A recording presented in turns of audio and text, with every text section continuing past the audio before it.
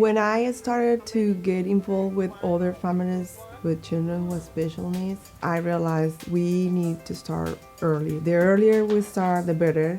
It will be easier for her to learn when she's young than to wait until she's a teenager or a young adult to learn about independence and self-determination and how the world works.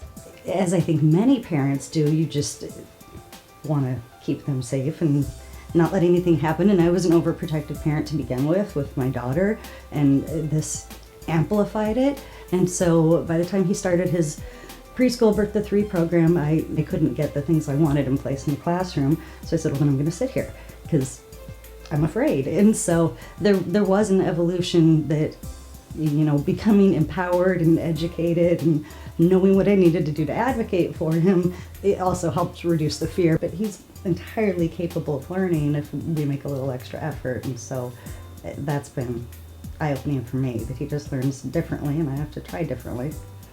I think what she's learning right now is to be independent, to do things on her own, and to have responsibility about the things like within the house. For example, like when we are gonna have dinner, she's the one who sets the table. Sometimes she needs cues to go to do it, but she enjoys doing that.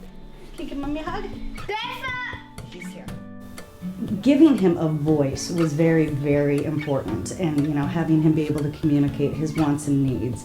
And I don't know that I thought of that as self-advocacy as much as just you've got to be able to communicate your wants and needs, and especially for a child with autism to, at 7, find that voice and be able to communicate and try to negotiate. I think is pretty impressive and telling to all the supports he's had around him.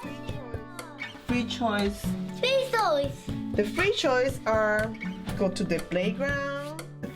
The more the things that she likes that she could do, she will be, the happier she will be.